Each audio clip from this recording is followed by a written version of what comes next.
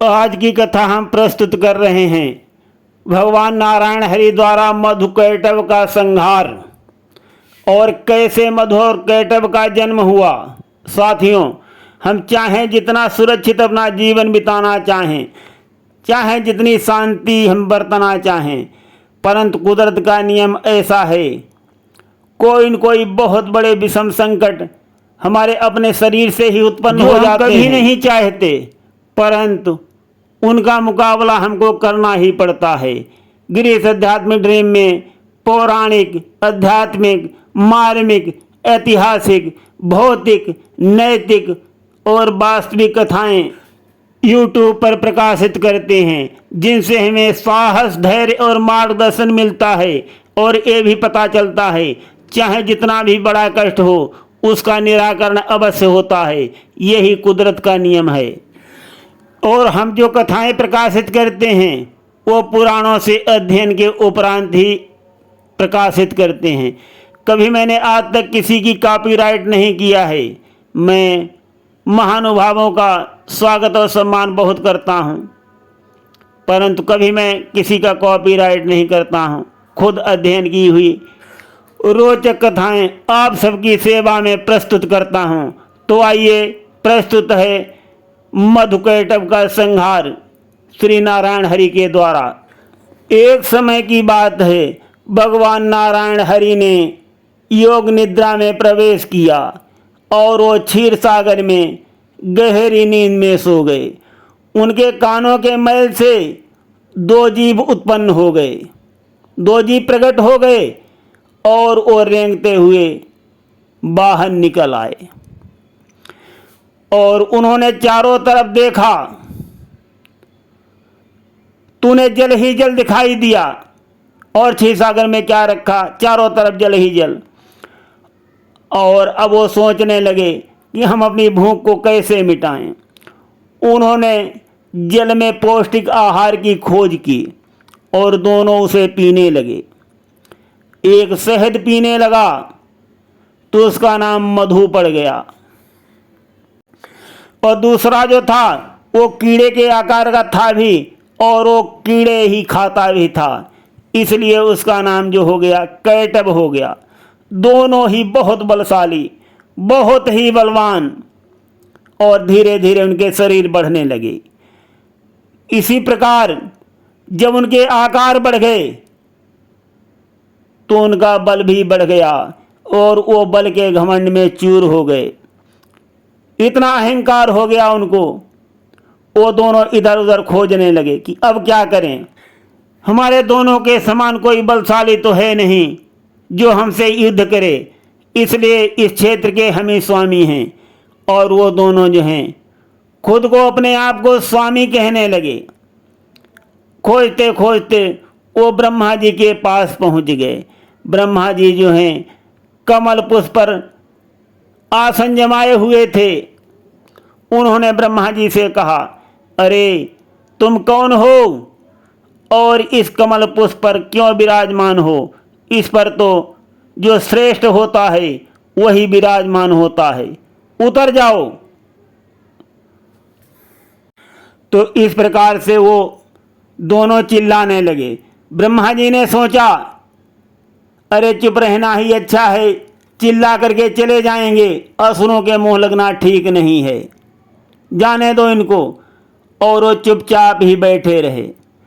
परंतु वो दोनों लोग और भड़क गए।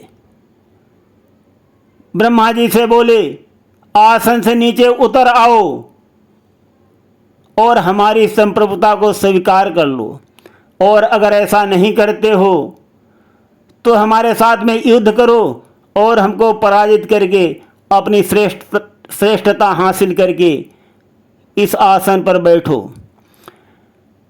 ब्रह्मा जी ने फिर से अनसुनी कर दिया और अपने आसन पर जमे रहे। तब दोनों असुरों ने ब्रह्मा जी के आसन कमल पुष्प को हिलाना शुरू कर दिया। कमल की नाल को पकड़ लिया और तेज से हिलाने लगे। ब्रह्मा जी तो संभले रहे और नहीं गिरे, परंतु ब्रह्मा जी ने जो वेद बनाए थे वो छिटक करके गिर गए और असुरों ने वेदों को उठा लिया और पानी के अंदर छिपा दिया और ब्रह्मा जी को धमकी देने लगे कि तुमने जितनी भी सृष्टि बनाई है उसके सहित तुम्हारी प्रत्येक वस्तु को हम नष्ट कर देंगे, मिटा देंगे। अब ब्रह्मा जी घबराने लगे, भयभीत होने लगे और नारायण हरि के पास गए। बोले कि हे ब्रह्मांड के रक्षक, हमारी सहायता करो। बहुत विनती किया, परंतु संसार के संरक्षक नारायण हरि तो पहले ही योग निद्रा के में प्रवेश कर चुके थे। ब्रह्मा जी चिल्लाते रहे और नारायण हरि सोते रहे। उनको नहीं एहसास हुआ। ब्रह्मा जी विनती किए जा रहे और नारायण हरि पर कोई फर्क नहीं पड़ रहा। वो गहरी निद्रा में सोए हुए हैं। ये देख करके असुरगण जो है ठहाका लगा करके हंसने लगे और ब्रह्मा जी को चेतावनी देने लगे। बोले कि अब तुम्हारा कोई उपाय काम नहीं करेगा। तुरंत ब्रह्मा जी को ध्यान आया और उन्होंने योग निद्रा का आवाहन किया और भगवान को जगाने के लिए योग निद्रा से विनती किया। ब्रह्मा जी बोले, हे निद्रा, आपकी शक्ति से नारायण जो हैं वो सो गए हैं। मैं प्रार्थना करता हूँ उन्हें शीघ्र ही जगा दो ताकि हमें मधु और कैटभ से मुक्ति मिल सके। दोनों असुर जो हैं वो बहुत ही पराक्रमी हैं। उन्हें उचित और अनुचित कुछ भी दिखाई नहीं दे रहा है और अगर नारायण हरि ने उनका वध शीघ्र नहीं किया तब तो प्रलय आ जाएगा और वो सारी सृष्टि को ही नष्ट कर देंगे, कोई नहीं बचा पाएगा। ब्रह्मा जी की विनती को सुनकर योग निद्रा ने भगवान नारायण हरि को मुक्त कर दिया और नारायण हरि के नेत्र खुल गए और उन्होंने ब्रह्मा जी की दशा को देखकर तुरंत समझ लिया कि समूची सृष्टि जो है वो संकट में है। मधु और कैटभ से टक्कर लेने के लिए भगवान ने तुरंत एक नया रूप धारण कर लिया, रूप धारण करना आरंभ कर दिया। ब्रह्मा ने उस तेजस्वी अयालधारी को देखा, वो विष्णु का अश्व अवतार था। भगवान नारायण हरि जो थे वो हयग्रीव बन गए। नारायण हरि का दोनों असुरों के साथ घोर युद्ध आरंभ हो गया। मधु कैटभ की जोड़ी जो थी वो बहुत बलवान थी और नारायण हरि भी उनको मारने में असमर्थ होने लगे। एक भाई जब थक जाता था तो दूसरा लड़ने के लिए आ जाता था और भगवान को यहाँ कोई राहत नहीं मिल रही। ऐसे होते होते 5000 वर्ष युद्ध चलता रहा और युद्ध करते करते भगवान भी जो हैं पूरी तरह से थक गए और उन्होंने सोचा अब युद्ध से काम नहीं चलेगा, शारीरिक शक्ति जो है काम नहीं आएगी और दोनों भाइयों को हम युद्ध में परास्त नहीं कर सकते। यही सोचकर उन्होंने सोचा कि अब मुझको इनका वध करने के लिए दिमाग का प्रयोग करना होगा और नारायण हरि ने अपनी गदा जो है नीचे रख दी और दोनों भाइयों के सामने हाथ जोड़ लिए और मधुर वचन बोले। कहा कि वाह वाह, हम तुम्हारे बल और कौशल के आगे नतमस्तक हैं। तुम दोनों वास्तव में बहुत ही बलधारी हो, बहुत बलवान हो, अजय हो। मैं तुम्हारी शक्ति को प्रणाम करता हूँ और मैं तुम्हें वरदान देना चाहता हूँ।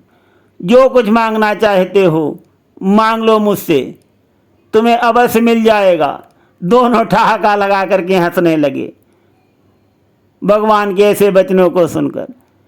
कहने लगे कि तुमसे वरदान मांगू। और दोनों असुरों ने भगवान का बहुत ही उपहास किया। बोले कि तुम बहुत ही दुर्बल व्यक्ति हो जो स्वयं हमारे सामने भयभीत खड़ा हो। हम उससे क्या वरदान मांग लें, तुम क्या हमको दे सकते हो, तुम खुद ही डरे हुए हो। दोनों ने बहुत उपहास किया। बोले, अरे तुम तो मुझसे हार गए हो, हम लोग तो विजेता हैं। तो विजेता वरदान लेते नहीं हैं, वरदान देते हैं। तुमको अगर कोई भीख चाहिए हो तो जो भी मांगोगे अवश्य पाओगे। मांगो वरदान, तुम जो भी चाहते हो। ये कह करके दोनों ने बहुत उपहास करते हुए ठहाका लगा लगा कर हंसने लगे। भगवान बोले, कुछ भी मांगो मिलेगा। बोले, अरे हाँ हाँ, जो भी तुम्हारी इच्छा हो कुछ भी मांग लो, हम तुमको दे देंगे। नारायण हरि तो इसी अवसर की प्रतीक्षा ही कर रहे थे और अब मौका भी उनको मिल गया। उनके चेहरे पर शांतिप्रद मुस्कान छा गई। बोले कि अगर वरदान देना चाहते हो तो तुम दोनों अपना बल मुझे प्रदान कर दो, जो मैं तुम दोनों का वध कर सकूं। नारायण हरि की बातों को सुनकर चारों तरफ सन्नाटा छा गया। सन्नाटा छा गया। दोनों थोड़ी देर पहले बहुत उपहास कर रहे थे। इस बार नारायण हरि ने मुस्करा करके कहा, क्यों भाई, क्या देने में डर रहे हो?